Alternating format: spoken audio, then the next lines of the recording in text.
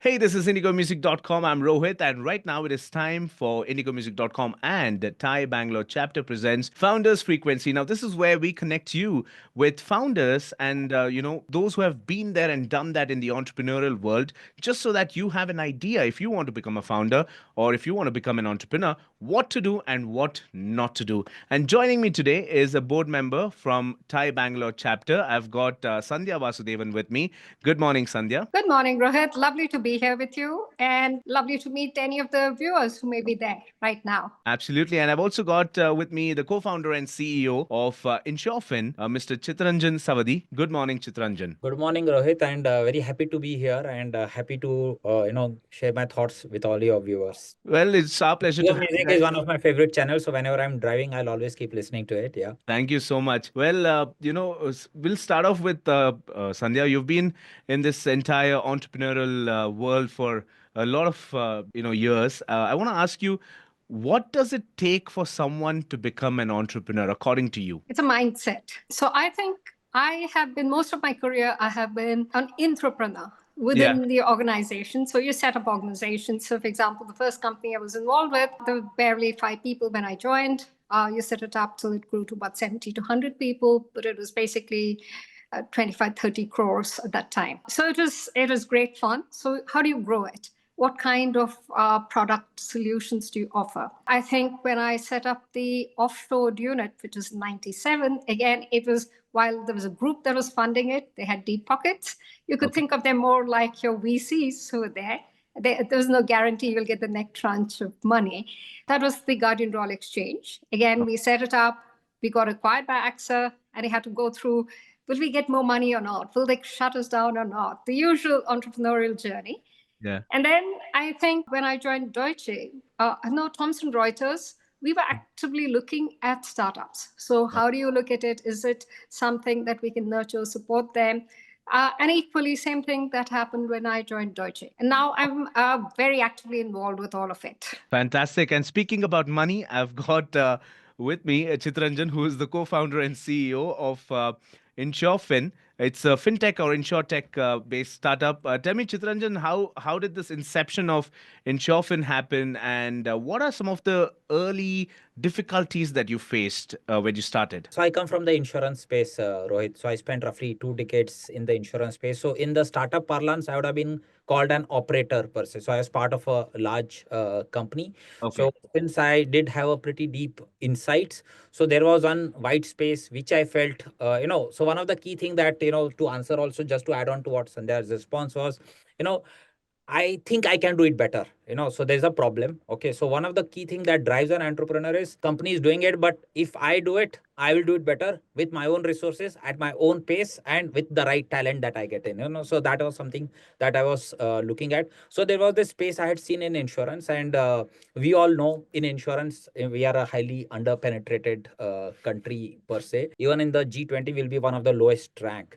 So I felt this option, the solution that we are building in this space, while it's pretty large internationally, India had not taken up per se. So that is where we looked at identifying this white space and started building on this thing. So we are basically financing the insurance premium purchase per se for a customer, primarily more for the life and health, because that is where the customers, so it's more than the customers, it's like the families get covered. So insurance is one product where a customer buys it, but actually the family gets benefited. You don't buy for yourself, right? You buy for the family. So that is where we started. Even if it's a startup, even if you're doing one transaction, it has to meet all the regulations. Otherwise, you are going to face a tough time subsequently later on.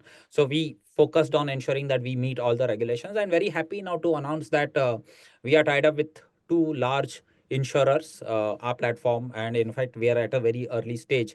Next, by the time you air the show, we would have gone live with our second insurer also. So so yeah, that's about our journey primarily. But I want to ask you, Sandhya, on what Chittaranjan just mentioned, especially when it comes to insurance in India, it's very underpenetrated. A lot of people, like if you take US for example, they have home insurance as well.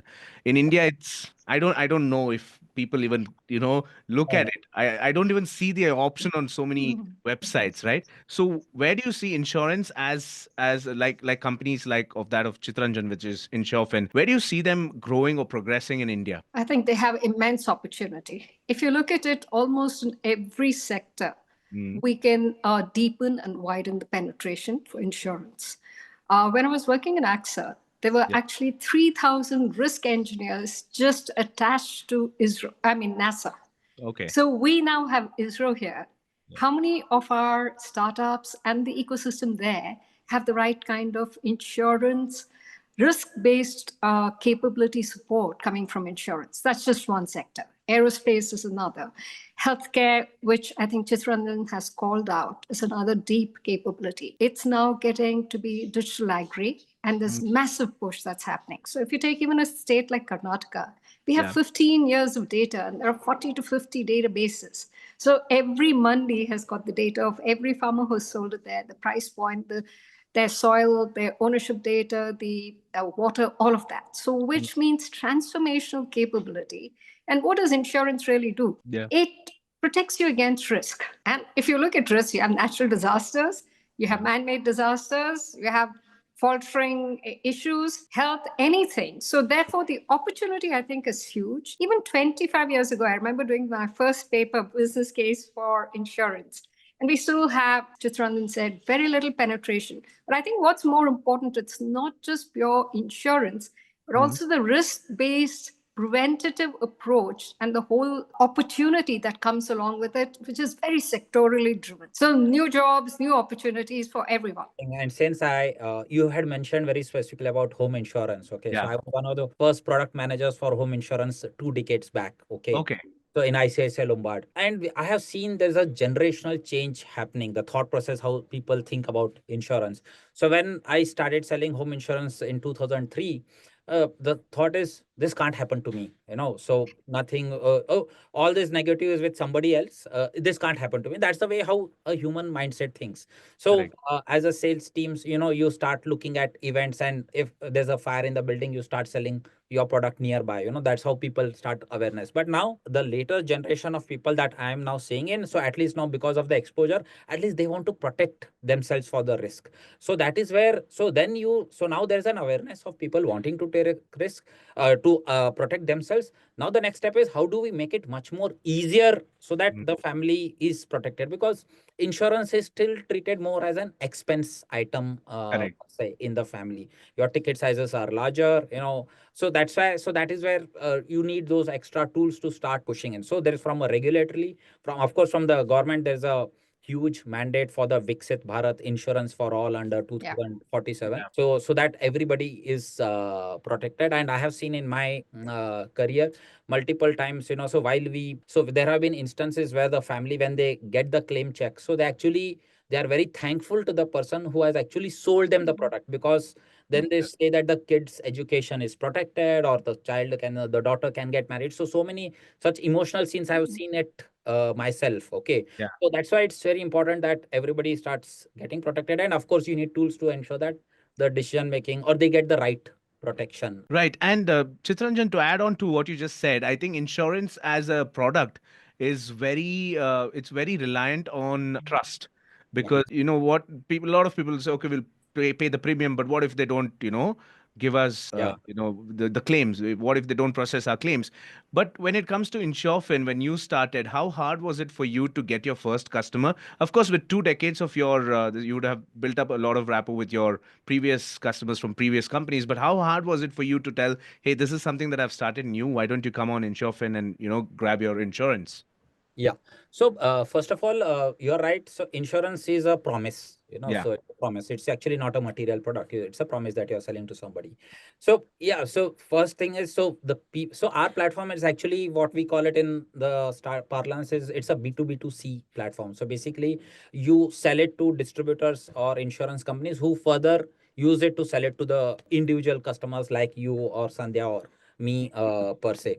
So from a distributor angle, so where they used to find a lot of challenges in selling an insurance product to the customer, so there has been good acceptance, and from the consumer also. So I think the bigger challenge for the insurer, for the distributor or the insurance company is to selling the insurance product. Once to an extent the product has been sold, it becomes a little bit easier for them to. So this becomes like the lollipop, so that he can make the decision making much more faster. It's like, you go to a mall, at the checkout counter there's a chocolate, so that impulse decision, you pick it up. So that's what they are using this. You don't have to pay 30,000 rupees, you just pay 3,000 rupees per month, so the take up rate becomes faster. Rohit, may I share two stories from my Swiss Re experience? I was Sure, on the board sure. for almost 20 years.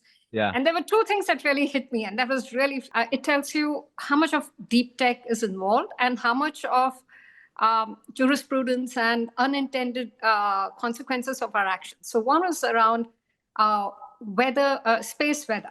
Okay. We don't even think about space weather as an element. We barely think about our own, it's raining in Bangalore, not raining in Bangalore. Yeah. What happens if there's a solar flare? And what does it do to 100-odd satellites which India's got out in orbit? Or if you've got one of those Chandrayaan or Mangalyaan, which is going out, what's it going to do to those systems? So the weather derivatives associated with insurance is quite a mature field, because I think it's been around for the last 20, 30 years already. Okay. So for India to, right now, we kind of piggyback right on the multinationals.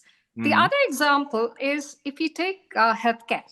Okay. Today you have, hip replacement, knee replacement happening more and more frequently. Yeah. Heart transplant, liver transplant. At which point, and this is a bit of a theoretical discussion that we were having, Okay. at which point does the body, you're no longer Rohit, but you've got so many other parts. When do you no longer become eligible for insurance?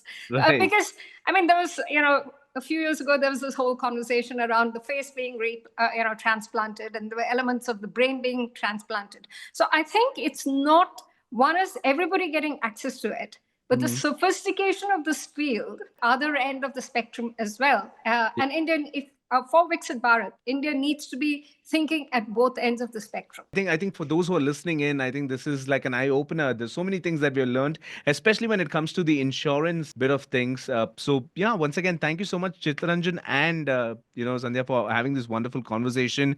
And all the best with your future endeavors. And we'll catch up soon. Thanks. Lovely being with you. Thanks a lot, Rohit. Thank you. Thank you. Enjoy So the much. Thank you.